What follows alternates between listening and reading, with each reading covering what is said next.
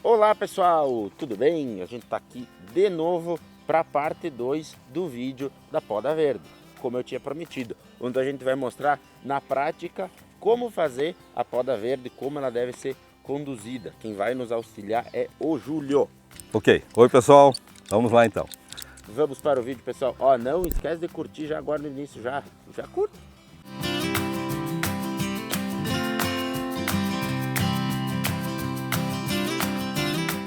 Fala, Júlio. Muito bem, então aqui nós temos uma planta que ainda não sofreu intervenção de poda. Vocês podem verificar que tem vários galhos na parte interna. Essa planta não tem um líder definido, nós temos dois galhos formando um V, que nós vamos precisar eliminar. Tem galhos crescendo para o centro da planta e galhos em paralelo, um sombreando o outro. Além disso, nós temos um crescimento anual bastante grande. Aqui nós temos um solo de fertilidade alta, então a planta acabou tendo um crescimento do galho superior a 1 metro. E o nosso objetivo é eliminar excesso daqueles galhos que crescem para o centro da planta e reduzir comprimento do galho, com 3 objetivos, essa redução do crescimento. O primeiro, evitar que pese muito e acabe lascando, provocar o desenvolvimento dessas gemas, consideradas, são chamadas basais e medianas, que se não podar, essas gemas acabariam ficando dormentes, não iriam brotar. E o terceiro objetivo é fazer com que esse galho ganhe calibre, que ele engrosse. Então, com essa redução no crescimento, nós conseguimos 3 vantagens, que é um encurtamento, não dá aquele galho comprido, chega a atingir até 2 metros a nossa situação aqui em muitos lugares, no crescimento do ano. Conseguimos provocar a brotação dessas gemas basais e medianas, do contrário, o galho iria brotar somente na ponta e ganhando calibre.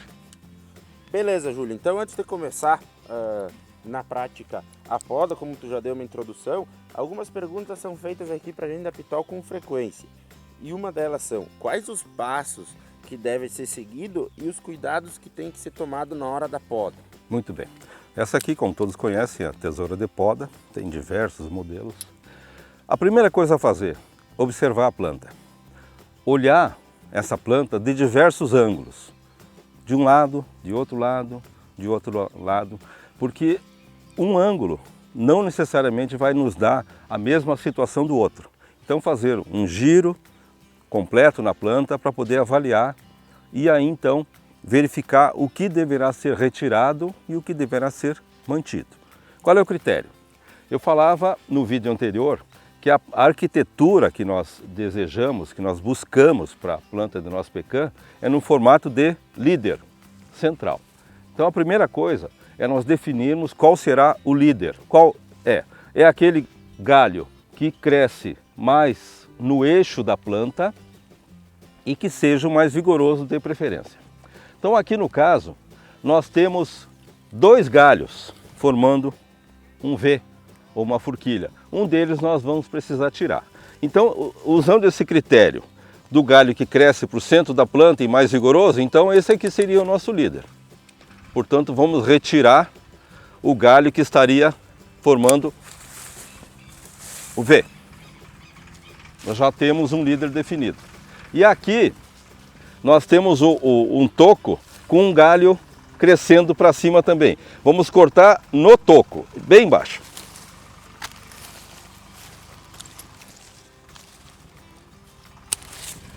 Aqui nós temos o líder definido e começando a ter as pernadas, que são os galhos secundários. Nós queremos que chegue a um total, no final dos 6 anos, de 8 a 12 galhos secundários, ou de 8 a 12 pernadas.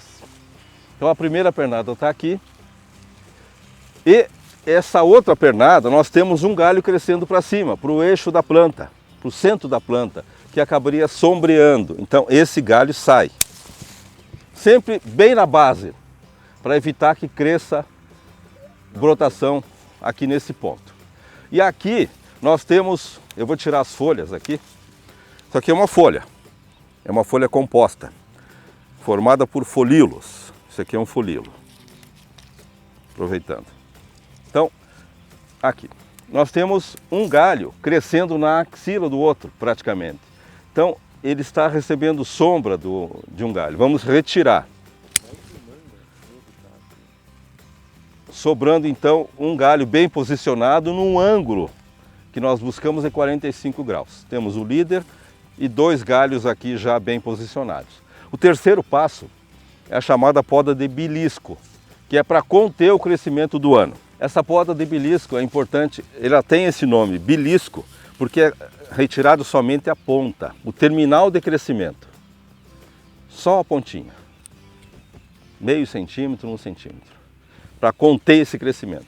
Se nós eventualmente fizéssemos uma poda mais baixa, podando mais, nós iríamos estimular a brotação na ponta, o que nós não queremos.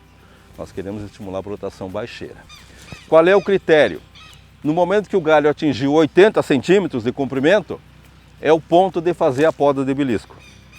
Então essa poda de verão, a poda verde, inicia no mês de novembro e vai ser concluída no mês de janeiro. Então não é uma poda feita em uma única vez. À medida que o galho atinge 80 centímetros, nós vamos lá e fazemos a poda de belisco.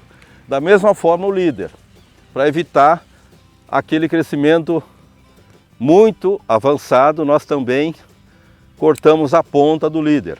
É diferente da poda feita no inverno. No verão é somente feito o belisco, só a pontinha. Da mesma forma, esse galho aqui também já atingiu próximo a 80 centímetros, fazemos o belisco. E aqui tem um outro galho crescendo para a lateral, nós podemos manter porque ele está com um ângulo adequado. Então está feita a poda verde, é uma poda simples.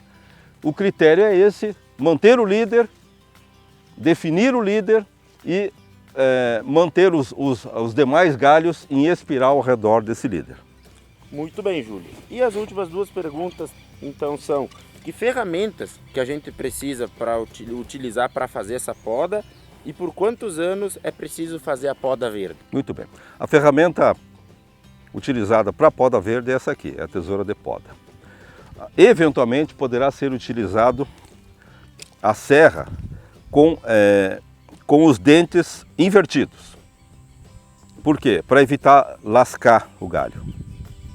Então, normalmente é feito no inverno a poda de galhos mais grossos.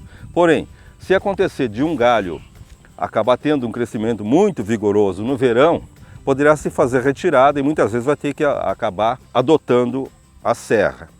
Que essa aqui é importante, que não pode ser serrote, tem que ser essa poda aqui, essa serra, que ela é semicircular e com os dentes invertidos, para evitar lascar. Sempre cortando bem rente ao tronco. Um outro cuidado, já entrando nos cuidados, aqui nós temos uma ferida, a poda é uma ferida, então é importante que proteja essa ferida. Pode ser feita essa proteção com tinta plástica, por exemplo, é muito prático para fazer, muito fácil de conseguir. Então pincela os pontos podados com tinta plástica. Aquele galho mais novinho não é tão importante. Agora esses que fica com essa ferida, esse é um ponto de entrada de água e, portanto, de ingresso de doenças. É importante que nós façamos a proteção desse ponto podado. Muito bem. E por quantos anos, então, Júlio, a gente tem que fazer essa poda? Certo. Então a poda vai iniciar no primeiro ano, uma poda que é bastante restrita, na verdade são poucas intervenções, e vai iniciar efetivamente no segundo ano, indo até o 6º ano.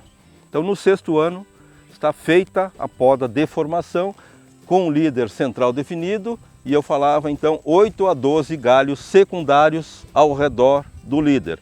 A altura que nós vamos procurar manter essa planta, aproximadamente 1,50 m, 1,60 m, para favorecer isso, o trânsito de máquinas, para que o galho não avance na entrelinha, e também para possibilitar a colheita mecanizada através do shaker ou do vibrador.